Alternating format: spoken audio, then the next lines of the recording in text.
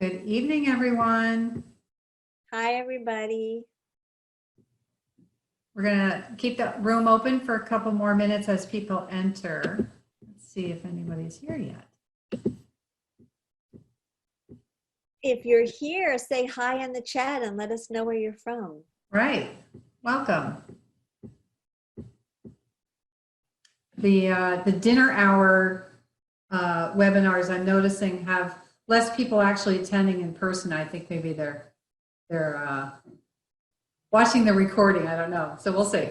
But as you're entering the room, just you can open up the chat box and say hi. And I see that Dana has her hand raised. And Richard, here you are. Thank you. Hi, Richard. You're with us again. We're happy to have you here again. I am checking something here. We make a good team, huh? You know, Richard, I have to say, I could not have picked a better woman to work with all year. You know, it's been a really difficult spring or winter, nothing else, if nothing else, and working with preparing for International Coaching Week. So it's really been a pleasure to work with you, Judy. And vice versa. Every time I needed something, there you were. So we're just going to, I'm not seeing the chat, anybody saying, well, yeah, Dana, do you want to tell us where you're from? I have met you, Dana, at a meeting. Oh, great. So but I'm not seeing, oh, that's because I don't have it clicked. Okay, there's Dana. Yeah. So we can't see you. We can only see your name as having joined us. We can't hear you. And we can't hear you. We're testing out this webinar platform rather than our regular Zoom meetings that we've done so many times. And welcome as you enter tonight. Just type in what town you're from, and there's Dana. She's in Cheshire. Great. And didn't we meet at a meeting, Dana, in either Shelton or Hartford? Yeah, I'm thinking we met too. Yeah. And Colleen is here. Colleen, if you have a moment, tell us where you're from, and Tasha too. Right. I keep saying it feels like romper room, and I see Tasha and Kathy and. We are dating ourselves with the romper reference, however. I know. So people are trickling in, and I know it's dinner time. I hope you either had an early dinner or you had a snack, or, you know, we don't want any blood sugar drops, you know, in this hour that you're with us. But Tasha, I see you're in London. How did you hear about this event? Wow. Yeah, tell us in the chat box. And while we're entering, I'll just give a quick bit of housekeeping on Zoom. You know, if you bring your cursor down to the bottom of the screen, if you haven't already been zoomed out and been on a million Zoom sessions, you'll see three boxes. There's the chat box and raising your hand and the Q&A. So we'd love to see the comments coming in through the chat box. And then if you have any specific questions, you can put those in the Q&A box. It'll be a little bit easier for us to find them if they're in the Q&A box. So Colleen's from Brookfield, referred by Suze. Great. Suze is doing her presentation Thursday at this hour, and I'll be the Zoom master for that one. So I hope you're going to join us for that. And Tasha found it from the ICF Facebook group. Excellent. Oh, That's great. Well, we should probably get started at 6:04. So welcome everyone. And I feel like it's deja vu all over again, because it's the sixth webinar in 2 days that I've either attended or led or co-led or just participated in.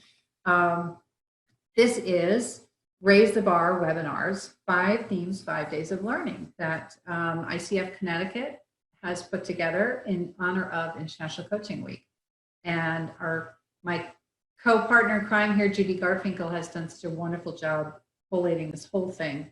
It's just a series of free webinars that brings together individual professional coaches representing a wide variety of coaching specializations as part of International Coaching Week. And all of the presenters are members of our chapter, with one exception. She's a partner of Sue's, actually, someone out in San Diego. So it's really great that we can share a little bit of our knowledge. And this is going on all over the world. There are 140 ICF chapters all over the world, and there are all sorts of things going on for International Coaching Week. So we get to celebrate the power of professional coaching to positively impact individuals, organizations, communities, and the world. And it will be continuing all week. If you haven't looked at the full schedule, it's on our website, ICF-CT.org, and you'll see there's a Coaching Week tab, and you can look at that and see the whole schedule. So I hope you'll sign up for a few more. As I said, with Zoom, we're just going to, in the chat box, put any, like, where you're from, or if you have any comments to some of the things that we'll be talking about tonight. And if you have any specific questions, you can put those into the Q&A box. If you have a burning question and you want us to unmute you so you can ask a question, you can raise your hand even. And I think that was about it. There are going to be a couple of polls, so we're going to ask you to participate. So I hope you have pen and paper and you're ready to jump in. I'm going to introduce Judy. So Judy Garfinkel brings over 25 years of experience in professional development, teaching, and personal growth to assisting individuals through career and life transitions. As a career transition, job search, and life coach at Move Into Change, Judy guides clients through the various phases of career transitions, from discovering their passions, identifying skills, and accessing the motivators to the practicalities of the job search. She excels at recognizing what is essential to clients and customizing resources that support their growth. Clients are drawn to Judy for her easy presence, her smarts, and her thoughtful coaching that comes from the heart. And Judy has a number of credentialing certifications. And we'll actually be talking about credentials a little bit later, but she's credentialed through International Coaching Federation. She also is a board certified coach and a certified focusing professional. And she is the president-elect of our chapter. So in July 1st, she'll be taking over as president. And then I get to be past president. So welcome, Judy. Oh, and Judy is going to be co-presenting on Friday at noon, Leveraging Your Strengths for Successful Career Transitions. And that one has gotten over 70 people registered. So that's going to be a really great one. Looking forward to that. Thank you, Oh, Monica. So Monica, our president, is our fearless leader, is a professional career certified coach. She's not a career coach, she is a professional certified coach, and she's been working with individuals, couples, and teams for over 12 years on everything from entrepreneur, business building, and management to life and relationship issues, sometimes called the goal accelerator and a conversation whisperer. Monica's clients learn strategies and tools to gain clarity and motivation to achieve their goals and become leaders in their own lives. She also helps them address the things that they are avoiding, from difficult decisions to difficult conversations. Monica is also the author of the Kindle book on overcoming stress, tension, overwhelm, and procrastination. And we'll be presenting other webinars this week. She's already done one on conflict resolution and relationship building last night at 6 p.m. And she will be offering 5 steps to overcome stress and regain control tomorrow night at 6 p.m. Right. Yeah, so please welcome Monica. Thank you. So we are really excited to be here tonight to kind of give people a sense of what coaching is all about and how you can benefit from coaching. Judy, what are we going to cover tonight? We're going to cover what coaching is and isn't, what a coach does, types of coaching, what to expect from a coach in a coaching relationship, and some hiring tips. And we want to start with a poll tonight to get a sense of what you might be looking for a coach for. So if you could wave a magic wand and improve or expand certain areas of your life, which ones would you choose? And we want you to select anywhere from 1 to 3 answers. We'll give you maybe 45 seconds or so to just pick anywhere between 1 and 3 areas of your life that you might want to improve. And this is one of the things that I do with my clients right off the bat. We focus on what outcomes, what areas of your life, what important goals do you want to be working toward? Yeah. All right, see some answers coming in. So make sure you click the ones you like and then hit submit at the bottom. So yesterday we saw a lot in career and business. Today, that is one of the high ones, and also professional leadership development. Very cool. Okay, just another second here. We'll end the polling and I'll share with you guys. So again, it's back to a lot of career, business, professional leadership type of development and goals seem to be the top choices. And Judy and I are going to try to use some of these as examples. Yeah, so why coaching? You know, why do it? And it's, if you answer these questions just like you did here, what would be the value of it for you? Why might you want it? Well, if you want more out of your life, you have a sense that there's something more in your future and near or far, and perhaps it has to do with a career shift. Maybe you've been working in an area that fit you once and it doesn't fit you anymore, or given the situations we're in right now, we're rethinking about how you want to be in the world, and that could include also how you want to develop yourself as a professional. And that may include that you're aware of your unrealized potential as a leader, perhaps, or in the people that you lead. And when we talk about leaders, we're not necessarily talking about someone who is in a leadership position, although that does absolutely apply.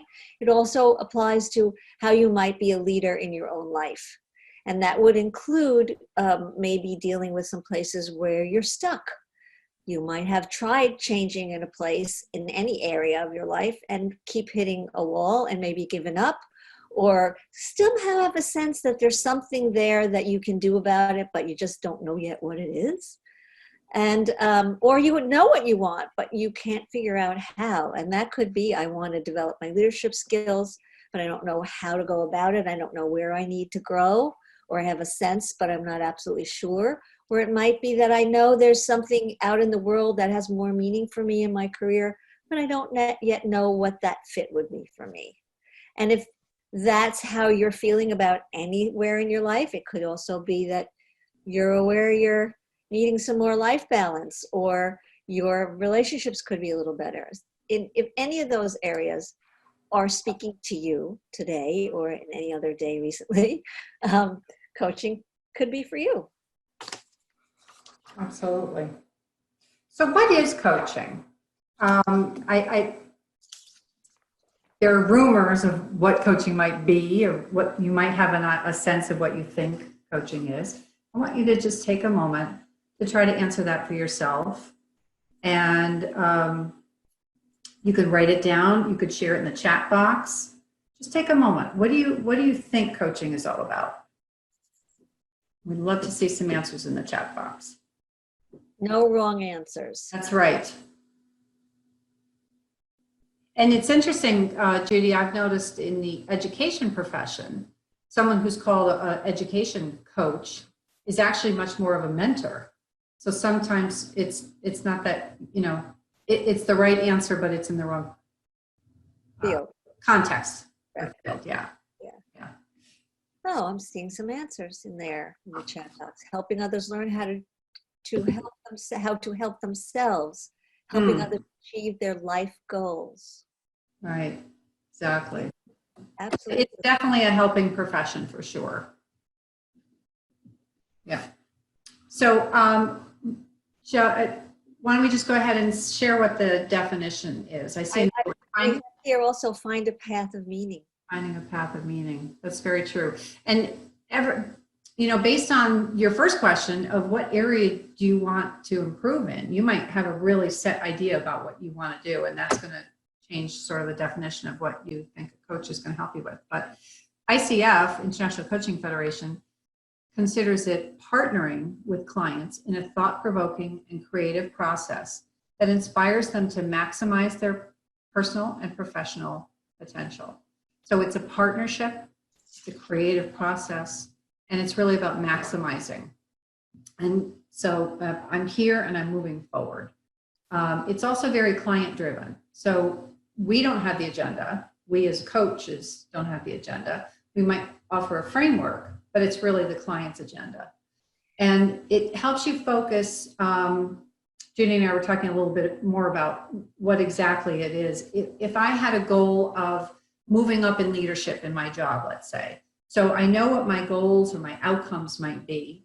I might be looking at the reality of where I am now, where I want to be. I'm going to look at my options. Maybe I need more skills, more training, maybe I need a mentor at work. So a coach can help you flush out all the options of ways that you could move toward your goal. And then it's about helping them get into action. So that focus and that framework is really what coaching is all about. I also want to add, Monica, that Andrew mentioned that the ability to have awareness about yourself and the world and to use this ability to support others in their purposes might be the way to define what a coach does. Yeah. That's great. Yeah. The coach's role is to help discover, clarify, and align with what the client wants to achieve. That's really that beginning part. Where are we going? We have to have a point on the compass that we're heading toward. And then encouraging client self-discovery, eliciting client-generated solutions and strategies. And again, it's client-generated. We're not telling them what to do.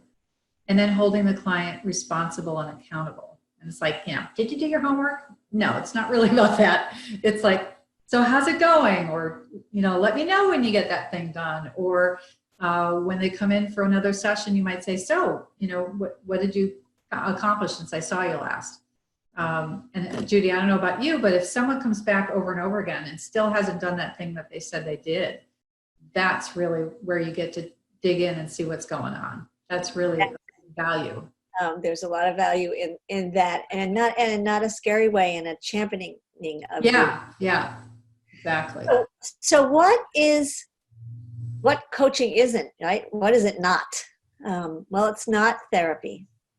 And this is a common question I know, Monica, you get and most coaches get. Yeah. And like most things, there aren't barbed wire fences around all these things saying that there isn't any overlap anywhere, but it's very clearly not therapy.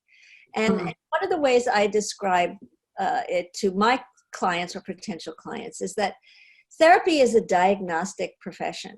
It is looking to define a syndrome or something that's wrong, and then go about a therapeutic process that heals it or fixes it or helps someone maintain with their lives with it. Coaches don't diagnose people.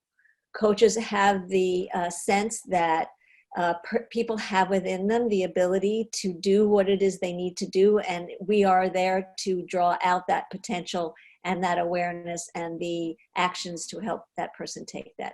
And sometimes people work with a coach and a therapist at the same time or in succession. And sometimes a coach might say, this is a thing that needs to be done with a therapist and not with a coach. I have had clients say to me, it's not therapy, but there's something therapeutic about coaching because there's some changes that are made in a way that feel empowering and healing in some way. The other thing that coaching does that therapy does not do as often is it's goal-based and action-oriented. And some therapies are, but many are not. Mm-hmm. So coaching is also not what Monica was alluding to around the teachers, it's not athletic development. When I first heard about coaching, before I knew anything about it, someone suggested that I might want to consider it. And all that came to mind was Coach Lawson in elementary school, who had a whistle and he would say, drop and do 20, or he called every female in the vicinity, no matter what age you were, toots. Yeah, I'm not kidding. So I had this in my head as coach, and I was happy to find out that was not being asked of me, if that's what coaching was. And coaching is also not advising, consulting, or directing. And you can see our lovely friend Lucy Van Pelt, who believes herself to be an expert in everything and anything. Not that consultants and advisors believe that about themselves, but coaches do not directively solve problems for their coachees. Some coaches have an aspect, like I do and Monica does, to their skill set that can provide consulting in certain areas. And that is something that needs to be said up front and allowed to be, permission to be doing that. But the coaching process itself is all about drawing out what people already know and helping them brainstorm new solutions to what they may not think they know yet. Yeah. So as we were talking in preparing for tonight, we were, saying that there's a lot of structure to what coaching is and the outcomes and the possibilities and getting into action. But we really wanted to address that there's the magic of coaching. It's the secret sauce or the special sauce. And it's really about partnering to help them find their answers and asking those really challenging or open-ended or probing questions sometimes. Questions that they wouldn't have thought of to ask themselves, and asking them to come up with solutions to their own issues. So, clients grow in that self-awareness and they find their own answers. So I believe objectives, you were saying that we are objective. Go ahead, Judy. You share what you were going to say. Oh yes, that was just going to come out of my mouth. Yeah. That one of the wonderful parts of coaching is that it is a partnership between two people, and that creates a synergy, right? And that's why it sometimes feels magic, because there's something about the synergy between those two people, and we've all experienced that in various ways in our lives. That synergy, the coach synergy, also is really powered in some parts, in some ways, by the fact that the coach's only agenda is to be able to support the coachee's goals, aspirations, and purpose. Whereas another person in your life who might be wonderful and want wonderful things for you, like a parent or a best friend or a brother or a sister or a colleague or a boss, all those people may have wonderful ideas, but they also have their own agenda and fears and thoughts and ideas about you. And a coach doesn't. A coach comes in, part of our coaching skill set is a very open mind that we are trained to leave assumptions at the door and to allow something new to unfold in front of us with our coaching questions. Monica, did you want to add to that? Well, you were going to tell the story about the banks of the river. Oh, yes. Sometimes I like to think about coaching as the coachee is a river and the coach is the banks. So the coach is guiding a process, but the action and the energy and the forward motion is coming from the client within the process that's being held by the coach. And it's, we call it magic because it feels so spontaneous and in the moment, but we've all been trained to facilitate that.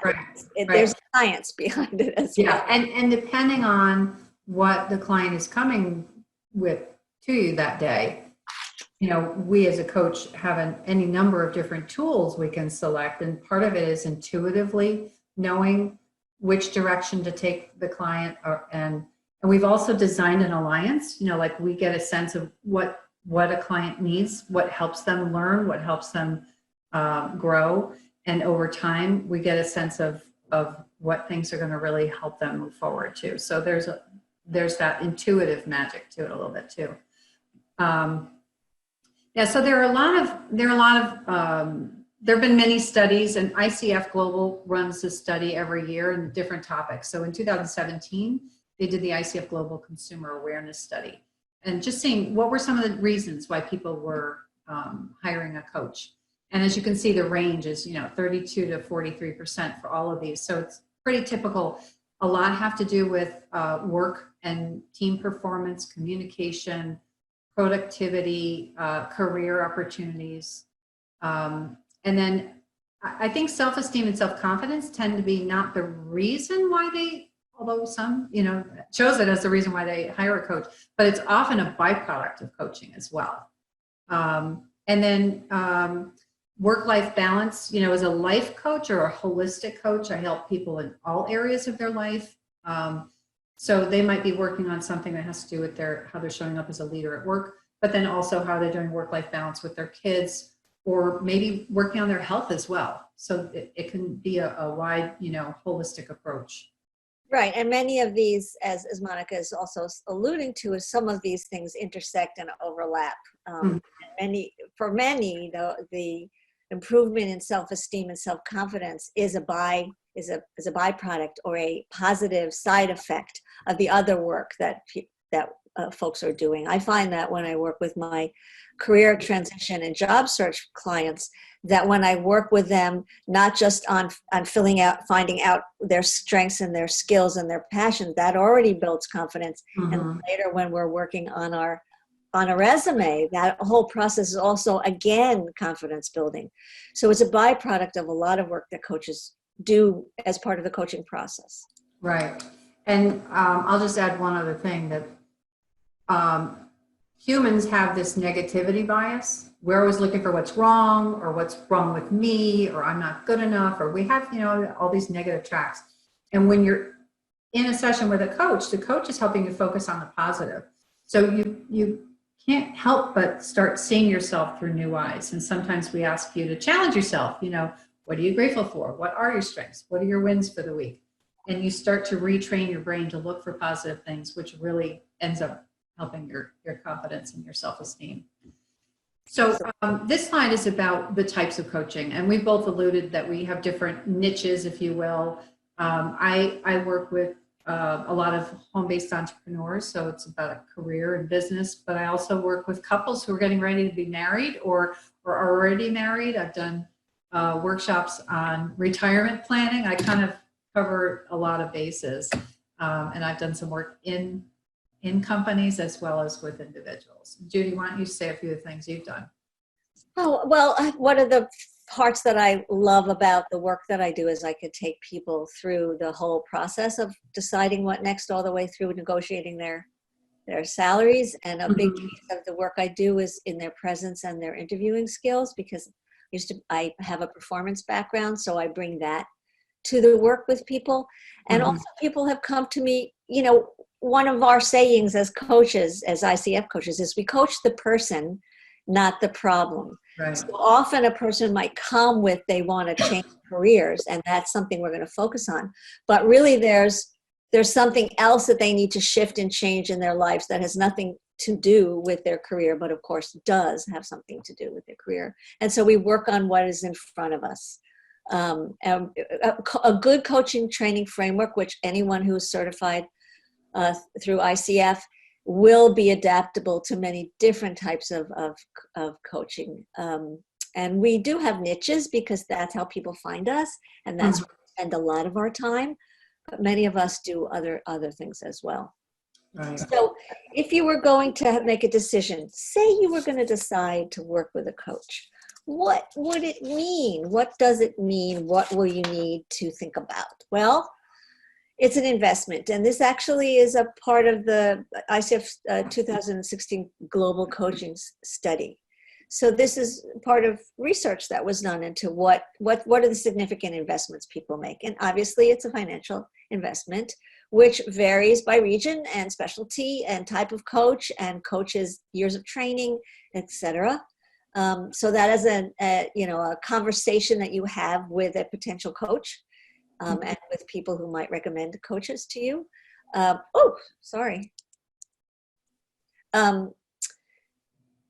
more. There we go. I have this very sensitive mouse that just, I could breathe near it and it moves. And you will, coaches invest time and energy. It's a commitment and an investment in oneself. And that requires some time and energy to set up appointments, show up at appointments, and those vary. The structures vary depending on coaches and types of coaching and a structure that you and your coach come up with. And a real readiness and commitment and the energy that it takes to make real change. And that is part of the more you put in, like any investment, the more you put in, the more you get out. So what to expect? Part of what most coaches do is they have a conversation with you and come to some kind of an agreement, and often that is then put into writing so everybody's clear about what they agreed to. And often coaches have assessment work that they do depending on what they're coaching. We were talking at noon today about 360s, and that's very common in the executive and corporate structure when you're coaching with someone. But an assessment might be also something that I would do around certain kinds of style things for you. I might do an assessment around your DISC, which is about your behavior in the workplace, to get insight, help you have insight into who you are in the workplace, as ways to draw things out of you as well as to validate you, and identify places of change. It depends on the assessment. Or a series of questions that coaches might want you to answer before you have your first session, so you can really hit the ground running with some energy and knowledge. And you can also expect that coaches, we've talked about this already, that coaches will ask you questions that help you hear yourself and frame what you're saying. So they might help you identify an issue through a question. They might help you notice a perspective. You might get some direct feedback about what they hear and some curiosity about what you meant by that. They might be offering you brainstorming and asking questions that help draw out solutions or different kinds of thinking. And they might be guiding you with questions to help you choose from some options once you've identified options. The other thing to expect from a coach is accountability towards your goals and your individual actions. And I think every coach is like everything else. Each person's style is different. I've had coaches come to me and say, I need you to crack the whip and beat me up. And I'm like, I think probably not the right coach for you. That's not my style. I will remind you that you had said to me that this is something you really wanted to pay attention to. Is this still how you feel about it? But I'm not going to be screaming at you the way maybe I always think of a coach who's, doing a fitness coach, has more and more an exhortive kind of approach. But there are other coaches as well that have that style and that may match somebody. Mm-hmm. But you will be held accountable. I know, Monica, we talked last time where one of the things coaches will do would be say something like, so given what we've just talked about, out of the things you just mentioned, what might you take an action on? And then the person might say what it is, and then say, so what level of commitment could you bring to that? And okay, so when might you do that? And what will that look like when it's completed? And how will you know? So that's a kind of accountability talk. Right. Yeah, I was mentioning that I love getting text messages from my clients. Yes. It'll be a picture of something they've done or just whatever. It's done. It helps them know that someone's paying attention, But so often we will do things for other people, but we won't do it for ourselves. So if our client is anything like that, it might be something they've been talking about doing for 3 years. And it isn't until they have a coach who says, okay, what are those things that you said you wanted to do? And now they're doing it because they're about to have a session with their coach. And they're like, I said I was going to do this by the time I met with you next time. So I got it done today. Yeah, and also don't you find at different phases in coaching, people, depending on what they're working on, people might need different kinds of accountability. Yeah. Someone might need a thumbs up every day for something that's feeling really hard, Right. or might not need anything between sessions. Right. Or if it's developing a new habit. I mean, I've done everything from text me when you're going to bed, because they're like, I will be in bed by 11 o'clock. Okay, text me when you're going to bed for a week. And now you start noticing. Or it's like when you keep a food journal, or, you know, some sort of habit journal for yourself. Now you're sharing it with another person. So, And something to mention right here, Monica. What's that? Something to mention here, Monica, is that this accountability is always a mutual discussion. Yes. Right? Yes. The client is coming up with themselves with Right. what they need to be accountable. Right. And how would they want to be held that way? Yeah. Yeah. We're not a little strict, you know, unless they ask us to be. So what is coaching? Now you have a little bit of a sense. We've been chatting for a while now. And we're curious, do you have maybe a metaphor? Coaching is like, and if you could put that in the Q, actually, I mean, put it in the chat box rather than the Q&A box. What do you think coaching is like now? And hoping to see some answers here. I often say, Judy, that coaching is like getting to pick the self-help book that I want, the title that I want, with all of the chapters and the questions and the flow of it, and then having the author of that book helping me. So, you know I've had a coach for years, and I'm assuming, Judy, you've had a coach too, and I love being able to have that brainstorming partner, that listening person. Andrew says coaching is about noble listening. I love that. I'm already sitting taller when you say that. Yeah. It's noble, it's regal. Yeah. Listening is a skill. I remember in my first coach training book, they talk about coaching skills, and listening, being an active listener is one of them, and be present. And yeah. Yeah, the other day, I think maybe, your coaching is like a river. Love your analogy. Oh, thank you, Richard. I was going to mention your name too, because I think it was you who asked me what the hardest part of coaching was. Was that you? Oh, Tasha says, rediscovering yourself. It's very true.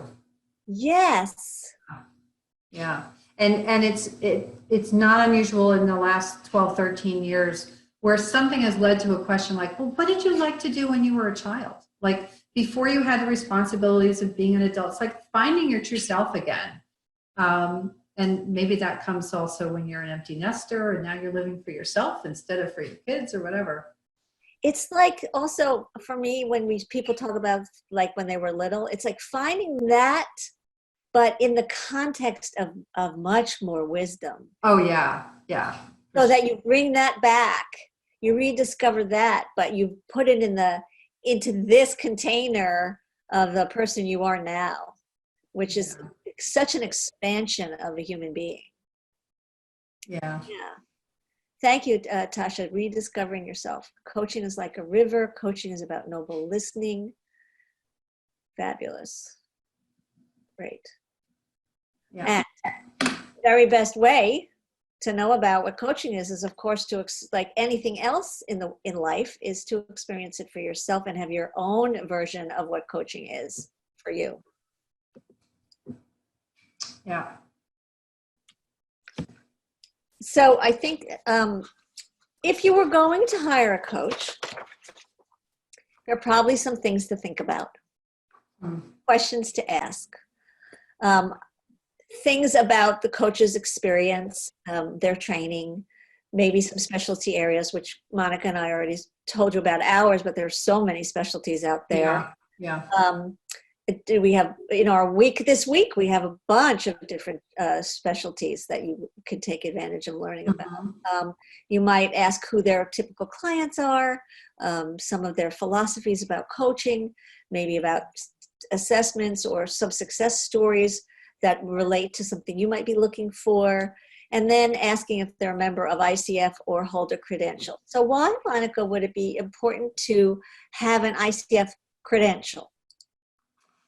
Yeah, so the credential that International Coaching Federation shares is something you have to earn, you know. I know for me, I went through 130 hours of coach training, and then I did a 9-month weekly program. I had supervision on some of my coaching sessions. I had a written exam, an oral exam, all that. So what ICF is doing is creating a way that you can trust, you know what you're getting. They've gone through an accredited program, and the credentials just add that other level of expertise and experience, you know, 100 hours, 500 hours, 200, 2,500 hours.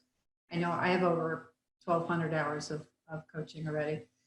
So there's a couple places where you can look to find a coach. ICF Global's website is, they have a credentialedcoachfinder.com. And then our own website, icf-connecticut.org, we have a find a coach process. You look under opportunities and go to that tab and you'll see. And Judy, I know you had a story about. Yeah, I was waiting for you to finish this. Yeah. So I have a confession. Why is it important? So when I was looking at becoming a coach, I had 25 years of working in academia and teaching teachers how to teach and coaching them sometimes to be better teachers, and also how to sometimes out of teaching, if that looked like it was where they needed to go. And I was pretty confident in a lot of that I could be a coach. And I wanted the credential because the word cred, right? I wanted some credibility, which it does, right? It is credibility because we had what Monica just said. But I was not, I was surprised, and I am a learner, so I figured I'd learn something along the way.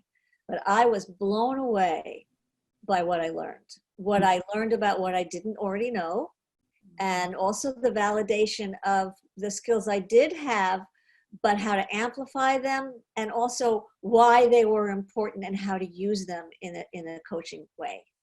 So even though I had skills, and I could have called myself a coach, I was really, really developed by becoming a credentialed coach because of the work I needed to do and learn in order to get the credential.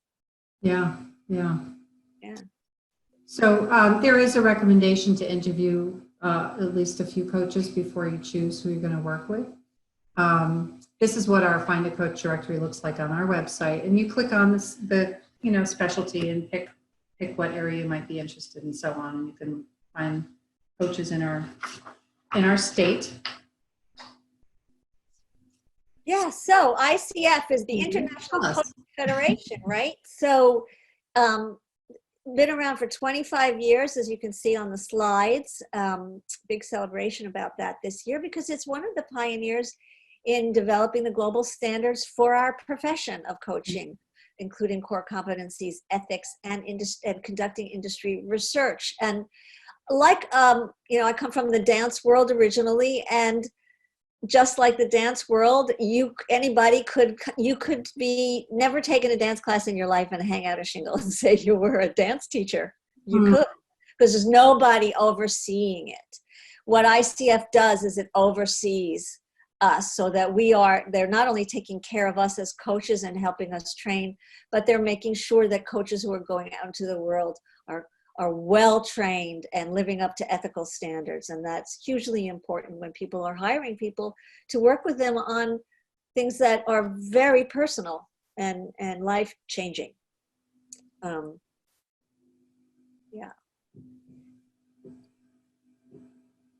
Yeah, so here in Connecticut, we have 192 members, and we have 110 of them hold a credential of either ACC, PCC, or MCC.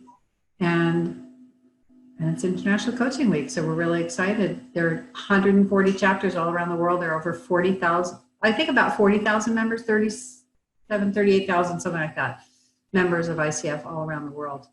Yeah, and if Monica, maybe there are some people in our participants who are wondering if you can become a member of ICF without a credential, and that is true. Yeah. You would need to have how many 30 hours of 60 hours of coach-specific training. Yeah, some people make the mistake of thinking they have to go through the whole process. They have to go through, they have 100 hours and all that. As long as you're in a program that you will end up with 60 hours, then you can be a member. Right. And once you become a member of ICF Global, you can become a member of ICF Connecticut, and automatically if you just click the button. Right, right. So here we are at the end. If anyone has any specific questions, maybe about a specific kind of coach that you're looking for, or any particular questions about the process, or what's the first step, or anything that you might have. Or even about ICF. I mean, anything that we've presented or anything about coaching. Yeah, we'd love to see them. Trying to think, do we have any questions this morning? Well, Richard did ask me what was the hardest part of coaching, or somebody did. I think it was Richard the other day. Yeah. And I thought about it since then. I wanted to add to the answer. I think that it is very hard for most human beings, particularly ones. Richard also has another question. Particularly ones that are helper types, right? And to learn the skill of hanging back and not advising and not solving. So I think that for many people in listening professions that require that kind of stepping back, that can be a challenge at first and is often an ongoing challenge. Keeping your mind in the present so that you can deal really with what's coming in the moment rather than deciding what it is that you're listening to. So Richard is also asking Monica the difference between a life coach and a career coach. That's a question. Well, I mean, my answer would be that with a life coach, you know, there's a particular exercise that a lot of coaches will use. It's called the wheel of life. And it might be, you kind of measure or take a snapshot of where you are in all the areas of your life: personal development, your career, your relationships, your friends, your home, all different parts of your life. And if you could improve, like the first poll question we asked, if you could improve different areas of your life, what would you choose, and what might you do? So it's more about a generalized, not that you can't have very specific goals in there somewhere, but I think of it as being very holistic. I might be covering, I've had clients where I'm covering their financial health, their personal health, and maybe even their organizational or physical surroundings. They might be working on a bunch of things. It's identifying the default habits that they have and maybe what they want to work toward, and who they're being, you know?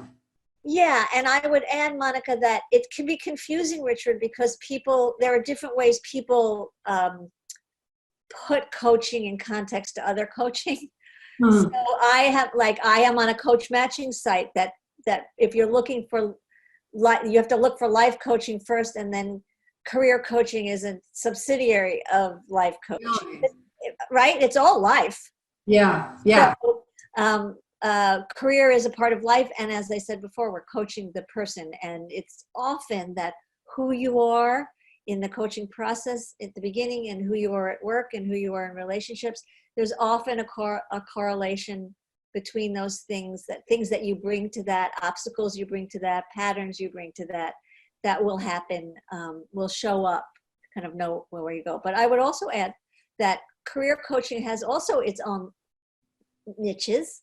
And some people work only with people who are like in the high potential corporate world, and they're helping people in their career advance and get to the leadership level, or they're working with leaders.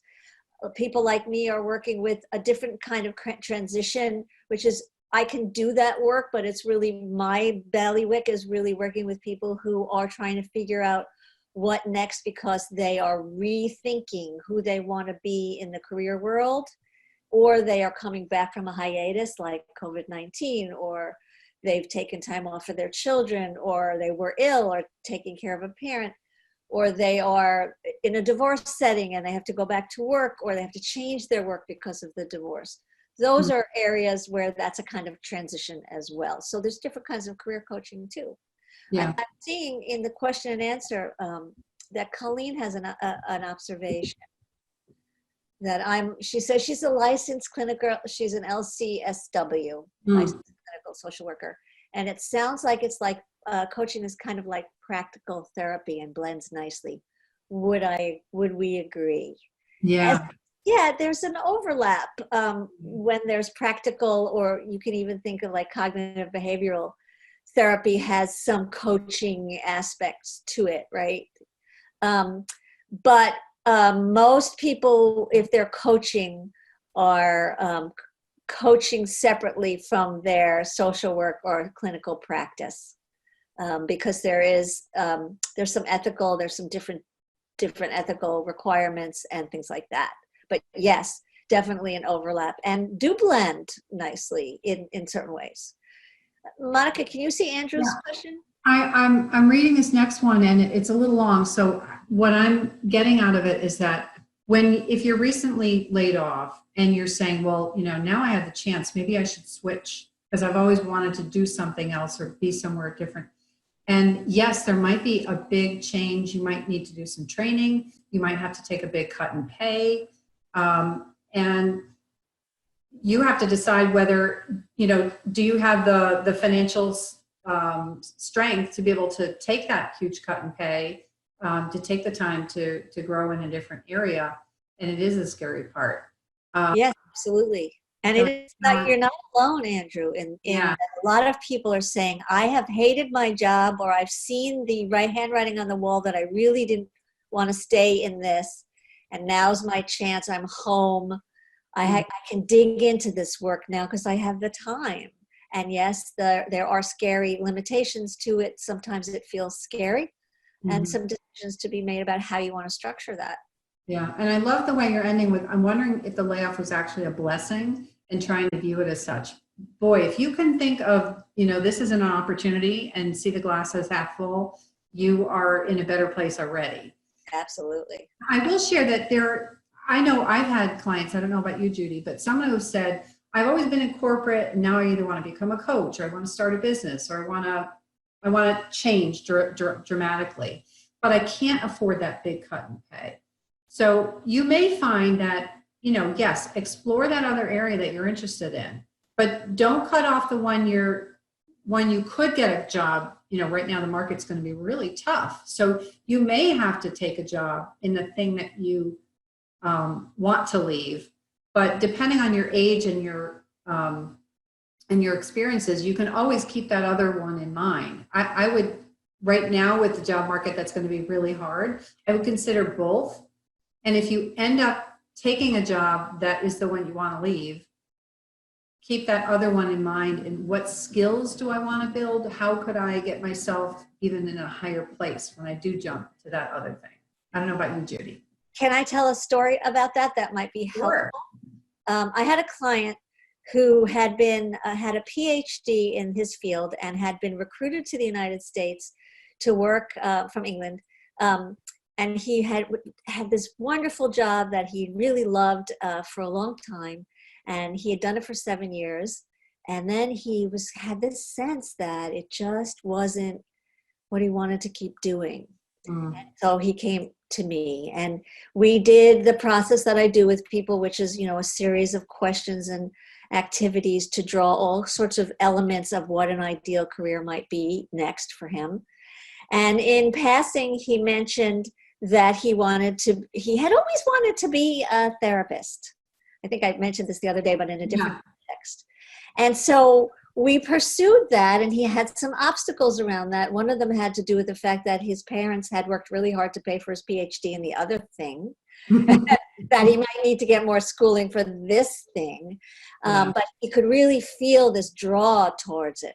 So what we worked out was he found a program he really wanted, but what he worked out was we identified the part of the job that he has now that he really did enjoy doing a lot of. And he requested to do more of that in the current job while he got into graduate school to be a therapist, and it would work better with his therapy training.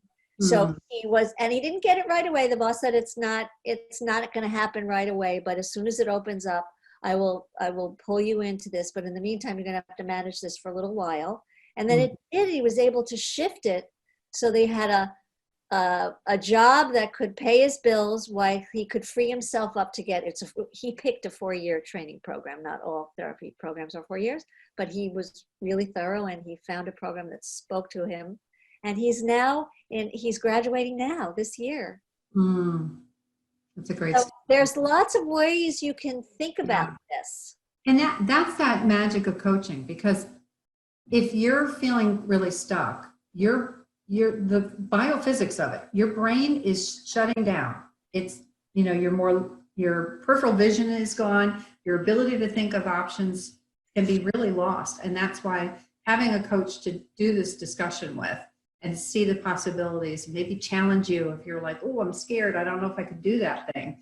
The coach can help you be that, I don't want to say safety net, because that's not what we are, but like that person on your arm right there with you, taking on that challenge with you. And yes, and building on what you said, Monica, about the brain, when we go into fear, we often only see 2 choices. I'm either going to take that job or this job, or I can only I'll go about this way, or I have to stay where I'm at. And then that ability to free up, to relax into freeing up the brain, to be able to think of other options and brainstorm is not something I can often do alone.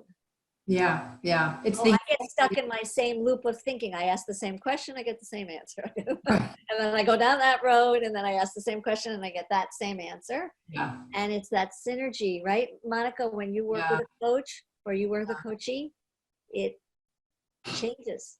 Yeah, it's finding the yes and rather than the either or. That's really important. So. And I will highly recommend that you attend the Friday at noon webinar that Judy's doing with Isabella. And they talk a lot about finding your strengths. It's a really great webinar. And even if you're all going to get the recording of today's session, if you have to work at noon on Friday, you can still sign up for it and you'll get the recording afterwards. Yeah. A couple days. But. We'd love to have you. Yeah. Are there any other questions? I know we've just about gotten close to the top of the hour. I don't know if there are any other questions. Let's see. So while you're looking at that, Monica, I'll just say that if you want to take some next steps, whether that be more questions or different questions than you were thought of at the moment, like you might think of something later today, or you want to follow up on something that we talked about today, you can reach Monica at this email address and me at that email address. I have to read it for you. And you also can access more webinars and look at the schedule and other events that are happening not this week at ICF Connecticut. And if you are a member and you haven't put your profile up and you want to be in the coach directory, or if you want to look for a coach, you can access all of that through ICF Connecticut. Yeah. And probably tomorrow, you will get an email saying thank you for attending, and with a link to this video of this event, and also a survey, which we will really hope that you will fill out, because it helps us. It's only 6 questions, and they're really easy to answer. It really helps us hone what we offer people so that we can really offer people what they really want and need. Yeah. So I appreciate that. Yeah. And I will say one thing, we were talking about fear and all that, a little pitch for mine tomorrow night at the same time, 6 p.m. Yeah. I coined a phrase called the stop syndrome, and it's stress, tension, overwhelm, and procrastination. And when you're in the stop syndrome, you can't think of anything else. You can't find your way out. You're feeling stuck. You're like that broken record. And I just give a really fun 5-step tool to kind of get out of that. So just a little pitch for that one. I think it might be helpful. Some new awareness about stress. Yes. Yes, I'll be there. Yeah, great.